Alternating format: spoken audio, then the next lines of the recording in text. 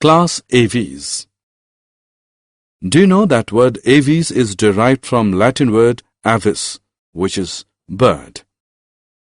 Their body is spindle or boat-shaped, which is divisible into head, neck, trunk, and tail. The body is covered with feathers. They are warm-blooded animals. Their heart is four-chambered. They breathe through lungs. Two forelimbs are modified into wings for flight.